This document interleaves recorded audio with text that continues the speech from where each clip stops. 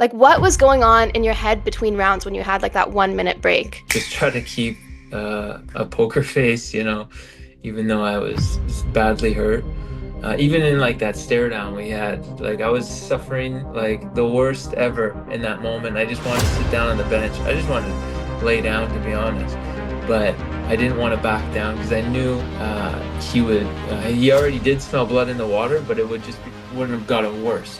So I didn't want to give him that edge. So today I'm joined by UFC legend and Hall of Famer, in my opinion, one of the greatest welterweights of all time in the UFC, former Bellator champion, the Red King himself, Rory MacDonald. Rory, thank you so much for joining us today. If you're a combat sports athlete, there's one disgusting habit I know you're all guilty of, and that's forgetting to clean your mouth guard. Did you know that the bacteria and mold that can grow in your mouth guard even overnight can cause dental and gum health problems and can make you super sick? And the last thing any combat sports athlete wants is to get sick right before that big fight or competition. That's why it's important to keep your mouthguard clean, which is why I use the Grilla Box self-cleaning mouthguard case. All you have to do is release the cleaning solution, shake, and drain. So convenient, you'll never have to wear an unwashed mouthguard again. Use code FIGHTERS10 for 10% off your Grilla Box order. Oh, Rory, you were at the UFC Montreal fights a couple weeks ago.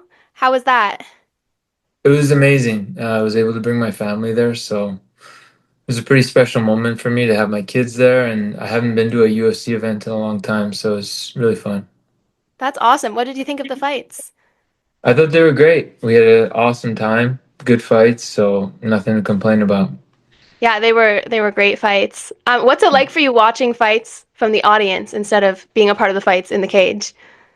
It was a bit different. It's been a while since I've actually like watched a live fight since I've been retired, so it was a bit of a different experience for me.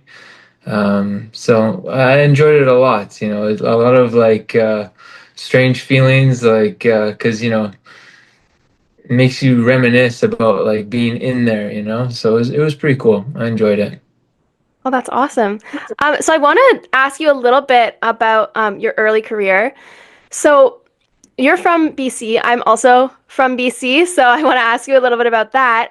Like, what was the MMA scene like in BC when you started? Like, how does a little boy from BC decide you want to be an MMA fighter? Yeah, it just kind of happened by chance. I stumbled across like a small MMA gym in Kelowna, and they were super serious about the sport, even though it was very like how could you say, like very low key. Like no one knew about it. When I told them that I was doing like MMA, they didn't even know what that was, or even if it would say UFC, they didn't even know what that was. So it was very under the radar until like a few years down the road.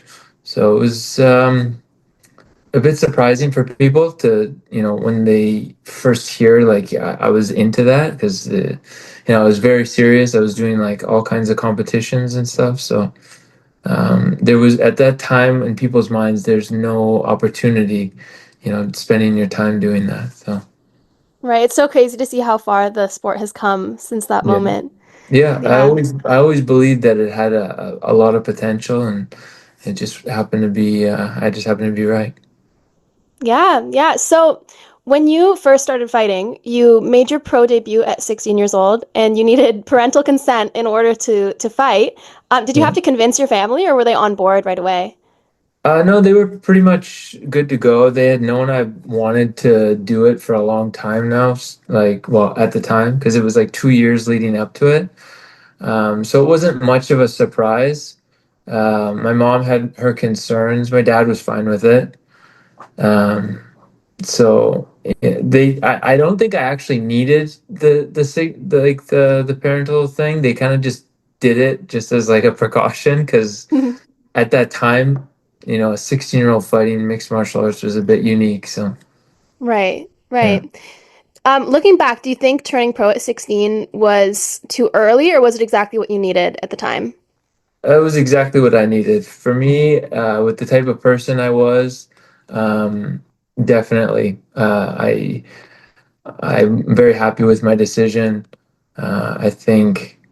If I didn't have that outlet at that time, my life maybe wouldn't have went in a positive direction. Right. Was there a plan B if MMA didn't work out? No, that was the only plan up until I retired. Wow. Wow. Yeah. So, um, how did you handle the pressure of being labeled the next GSP so early in your career? Um, it was difficult, I would say, just because I wanted to make my own name for myself and always feel like you're riding someone's coattails or something. It could be a bit frustrating, I guess, or annoying because you get the same questions over and over again. But no, I mean, it's nice to be compared to someone as great as George was, but I never really like aspired to just, you know, be the next of somebody. I wanted to be my own version of myself. Right. Yeah, that makes sense. So what do you remember about your training camps at TriStar with Firas Zahabi and GSP? Because I know you started training with him. How did that environment shape you as a fighter? Yeah, so it was a big change when I moved over there from my original fight team. Um, I got to learn a whole new like range of skills because they were training different disciplines and like had different outlooks on certain things. So I got to add a lot to my toolkit. And obviously just like the big range of like actual serious professional fighters there was really cool and being in a big city. So it was very impactful in my career. What was it like training with GSP? Like, and did he give you any advice that kind of stuck with you in those early days in your career? Um, well, he was like a super like he was very helpful in like guiding me and showing me the ropes around the city, bringing me around to the gyms and stuff. So, um, yeah, he was great. He was like very helpful and encouraging, bringing me around, showing me all the best places to train and stuff. So, it was super cool. I mean, he was champion at the time, and he had so much going on for himself. It was a huge blessing to be able to kind of shadow him and learn from him and stuff. That's awesome. Sounds like just the greatest guy. Yeah, no, it was very, Yeah. very cool. And what was it like having Firas as a coach? Like, how did your fighting change under his direction? Yeah, so for us, he added new elements into my style, better footwork and just new tools that I wasn't exposed to before. It made me more of a complete fighter. Right. Okay. So when you're looking back at your MMA career, what are some of your favorite fights that stand out to you, and what made them so special to you? The BJ Penn fight was a huge fight for me, like a major breakout fight for me. So that was huge. Fighting someone who I had kind of, I guess, say like idolized. I looked up to him a lot. So that was really a huge moment for me, and obviously fighting Carlos Condit, like one of my first huge fights in UFC fighting in Vancouver. That was crazy. And then my big title fight with Robbie was obviously like, the biggest opportunity and, my dream come true to fight for the UFC title. Yeah, so about that second Robbie Lawler fight, what did it feel like for you when you learned about the UFC inducting that fight into the UFC Hall of Fame? I thought it was a cool opportunity. I mean, I still like, I don't know. I wasn't like over the moon about it. Like it's a cool like thing on the pedestal, I guess. But I appreciate it. I mean, Robbie, we really pushed ourselves in that fight, so it's cool, to be honored by the UFC. Wow, okay. If you had to describe that fight in one word, what would it be? It one word, grueling. Right from the second round, when I broke my nose early on in the fight, I just was like trying to like convince myself to stay in the fight. So it was very difficult, like every second it felt like a minute was going by. So it was a tough challenge. Yeah.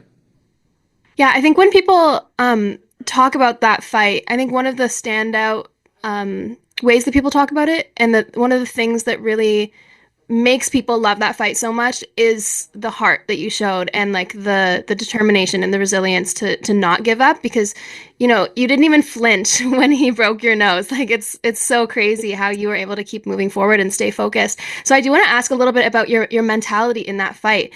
Like, what was going on in your head between rounds when you had like that 1 minute break? Yeah, yeah. So I was like trying to keep a poker face really, as much as I could. Um, I think it's really important to not show like when you're hurt. So that was like my main focus is just try to keep a poker face, even though I was badly hurt. Even in like that stare down we had, like I was suffering like the worst ever in that moment. I just wanted to sit down on the bench. I just wanted to lay down, to be honest. But I didn't want to back down because I knew he would, he already did smell blood in the water, but wouldn't have gotten worse, So I didn't want to give him that edge. That's so interesting. And how did you recover both mentally and physically after such a grueling fight like that? Yeah, it was tough. Like for like a week straight, I was pretty much suffering. The next day was like horrible. It felt like I got into a car accident. I was like, they were wheeling me around in a wheelchair in the airport. It was tough, but it was a really cool experience. I'm happy I went through it. Wow. Did you have to get surgery on your nose? Yeah, so after the fight, I kept getting like x-rays and getting shipped around to different doctors, and nobody was really like giving me any feedback of what I want, like what I could do. So I pretty much just left it. It was somewhat straight. They were like, "Oh, just kind of like let it heal or whatever," but it would just never heal. So every time I would be in training, it just kept breaking like every month or two. So it was very difficult to train. And then I only actually got it fixed after I fought Gegard Mousasi. So it was like a lot of fights I fought with just like my nose like barely hanging on. And then for whatever reason, I was in Montreal. I got set up with this appointment to go to this hospital to check it out. And they're like, "Oh no, we're gonna fix it right now." And then they like put me under and did something with some rods in my nose and straightened it out. And ever since then, it's been great. So, unfortunate that it had to take so long to get properly figured out, but you know, I'm That's happy so it got done. crazy. Yeah, it's so crazy you fought with your nose unhealed like that. Yeah, it sucked. I mean, training like that for so many years and like, like getting ready for a fight and then just like sparring and be like, oh, my nose is broken again. Like, oh, I can't spar for the next week or two. It was a bit of a headache. Yeah, no, that does sound like a nightmare. So you were known as one of the toughest fighters in the UFC. So I want to ask a little bit about what your mentality was like going into fights. Did you have to like tap into something or like turn something on or off in your head before tapping into that fighting mentality? If you do jiu-jitsu but don't train your grip strength, you're losing out on a huge advantage you could have over your opponents. Arm Labz has developed a tool to help you improve grip, wrist, and forearm strength all in one motion. Their forearm roller allows for you to customize the resistance, isolate one arm at a time, and take your grip strength to the next level. Frustrate your opponents with unbreakable grips using Arm Labz. Use code FIGHTERS10 for 10% off your Arm Labz order. I think the adrenaline of the moment kind of like helps you out, but every time you step in there, I find it's always a new experience, and you have to get yourself mentally prepared to handle those butterflies and those nerves. Usually, like just like a strong warm up and getting myself like physically ready to go. That I found that really like got me in the zone, like what I needed on top of like the nerves and stuff. Right. Did you learn that over time, or do you feel like you were already just kind of like a tough person and you just had to adjust to the nerves? It was over time. So the more experience I had, I was paying attention to like how my emotions were, fight day and leading up to the fight. So I would just kind of like track and figure out different like mental routines to go through, I guess, that would kind of help me out. And usually, most of the time, I just try to, um, get motivated and think of all the positive and that could come out of it. And yeah, and just like physically, like moving around a lot, getting a good sweat on and stuff, I felt help like just like filter out all those like crappy feelings or emotions that try to take over negativities. Okay, interesting. Um, I think I know the answer to this, but I want to ask it anyways because I think it's interesting. I think the viewers will find it interesting too. So when you're in like a tough fight and your body is like going through it, do you physically feel like the pain of impact of like bones breaking in your face when you get hit, or does the adrenaline just mask it and you don't even notice until after? Um, well, I guess it depends, like the severity. Like when my nose broke in the Lawler fight, actually in any fight, I felt it. It's obviously not as like crazy if someone you're just sitting here and like bam your nose gets broken. It's Right. sort of like a numbed feeling, but it does trigger you, like you're hurt. I guess that is the best way to explain it. Okay, interesting. Yeah. So a little bit lighter. I heard a story about how somebody else was choosing your walkout music for you. Can you tell us that Yes. story? Yeah, so when I moved across country, I had to switch my phone number, and someone back in my old town had got my new number, my old number. And the UFC, the guy who's in charge of the walkout music, he didn't catch on to my new number and old number, so he was texting my old number. That old number figured out that like it was like he was impersonating me. He figured out what was going on. So he just like chose my walkout music for like my entire UFC career. So it's unfortunate, but he was like trolling me for years. I couldn't figure it out, but it's funny now, I guess. That's hilarious. And how did you put it together that that's what happened? I ended up bumping into the guy one of the fights, and he was like, "Are you sure you want?" Or he was like, he was making sure. He's like, "So for your walkout, it's this song." I'm like, "No, like I never told you that." And then he flipped the phone around and is like, "Yeah, you texted me." I'm like, "What phone number do you have?" And sure enough, it was my old phone number. That's how he figured it out. Oh man, that's hilarious. Yeah. So that went on for a long time. Yeah, years. That's hilarious. I would love to find that person and talk to them. That's super Yeah, funny. probably has my number still. Yeah. So what motivated you to move to Bellator after leaving the UFC? Just financially, I like UFC wasn't willing to like step up and pay me, so I felt like after all the years I had put in, um, if I just continued that way, I'm just never gonna make any money. So I had to make the move financially for myself to like take care of that, and Bellator was paying much better at the time, and that's pretty much it. Wow, okay. So I think that it's interesting that you're one of the few people that have fought in the UFC, in Bellator, and also in the PFL. So what were some of the key differences, like behind the scenes, between the three promotions? Well, UFC and behind the scenes is very organized at all times. Everything, everything you'd think of, emails and getting your flights and behind the scenes, like getting like if you're a guest fighter, getting you to do your obligations, fight week or something.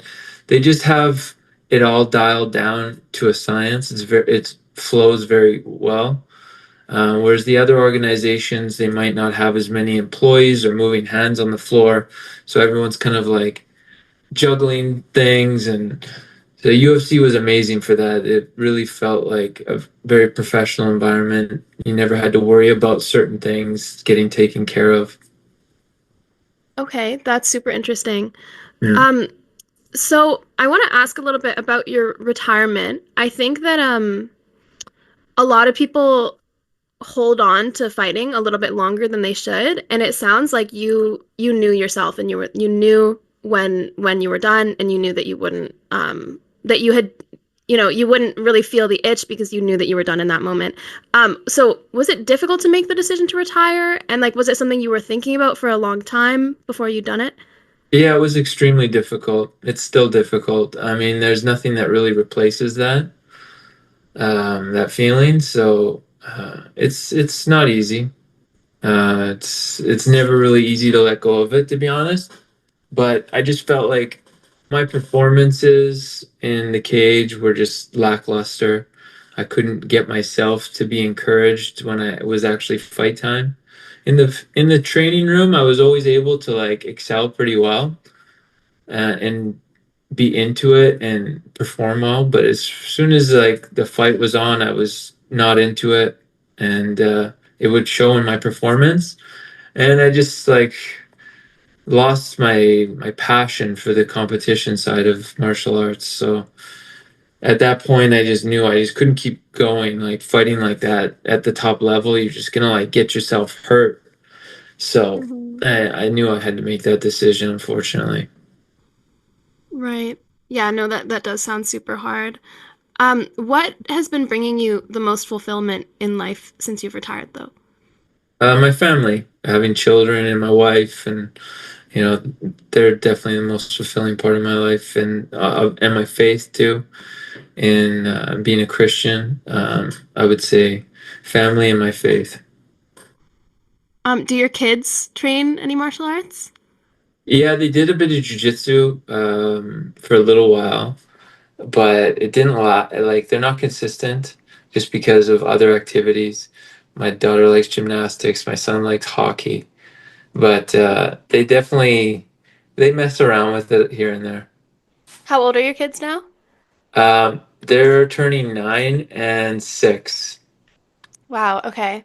They're Yeah. still super young though to be able to focus in a martial arts class, I feel. Yeah, I only started when I was like 14, so I mean, I'm not worried about them. Like, if they get into it later. I'd like them to like add it into their lifestyle eventually, but for now they're just having fun. They're just babies. Right. So I saw you've been doing some BJJ Fanatics instructional kind of things. Tell us about those. It looked like you had like a wrestling, mastering the jab, and ground and pound. So tell us a little bit about that. Yeah, I think I got like 5 out now with them. So I started that not even a year ago. Basically, um, my old coach John Donaher and stuff. He's obviously like one of the main guys, biggest sellers there, and he like put me in touch with them, and yeah, it's been great. I go and film there sometimes. They get it all ready for me, and it's been great. People seem to really like them, and I'm happy to be able to like pour back some of my knowledge into these instructionals. It's been really fun. Yeah, that seems like a really fun way to like stay involved in the sport and keep yourself like sharp and work on your coaching skills as well. Have you been doing much coaching as well? A little bit, not that much. I haven't put too much time just because of other responsibilities. I did do a little bit. I coached for a month at a jiu-jitsu, my friend's jiu-jitsu gym. I did like an MMA camp for about a month. Everyone seemed to like it. That was a cool experience, but just don't have the time to like do it all the time. Right. Yeah, I mean, your kids are so young too. You'll have some more time when they're a bit older, I think, if you're still interested in Probably. doing some coaching. Yeah, Yeah. probably. Yeah, and so what does your training look like these days? Are you still in the gym? Yeah, how do you train these days? It's sporadic. Whenever I can really get in, it's unfortunate because you can never really like hold an edge when you're like as sporadic as I've been with my training, but it is what it is at this point. So just doing other responsibilities with different investments and business things. So I gotta get in there more though. Mhm. I don't want to get myself getting too soft. Right. Right. And what else are you doing kind of like business-wise these days? So real estate, I got a couple properties that income properties that eat up a lot of time, and then my main thing is like day trading. I like to day trade futures. I went to school and learned how to do that, and just been doing that for a few years, trying to craft that skill, and that's basically it. And then a little bit of the martial arts stuff. All right, interesting. Interesting. Yeah, I mean, it's great that you went back to school and, are finding other things that are exciting you, which is awesome.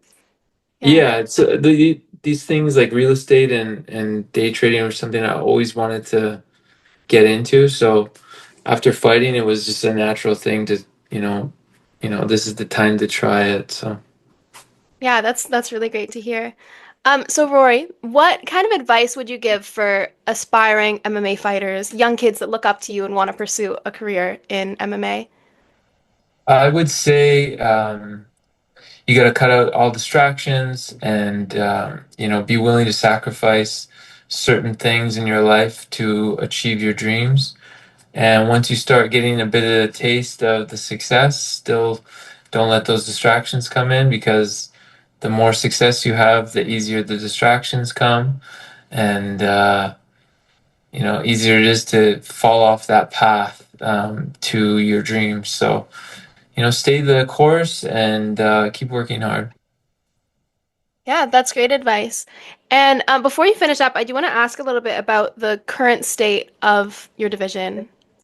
We've got obviously a new champion, JDM. What do you think about the current state of the welterweight division? I think there's a ton of talent in that division still. It's not as like stable as it was when George was just champion for 20 years or whatever it was. It felt like. So true. So it's cool like to see all these guys mixing it up, and new champions coming in and out. So it's cool to see. There's a lot of great talent coming up. I'm excited for them. That's awesome. Yeah, no, I feel like the welterweight division just got super exciting. Yeah, Yeah. absolutely. Yeah, so is there anything that I missed that you'd like to mention before we finish up? Any new projects you've got working on, anything like Not, that? not really. Just focusing on trading and these real estate properties that keep giving me headaches. Yeah, awesome. And check out the BJJ Fanatics instructionals as well for everyone listening. Yes, thank you. All right, thank you so much, Rory. It was so great to chat with you today.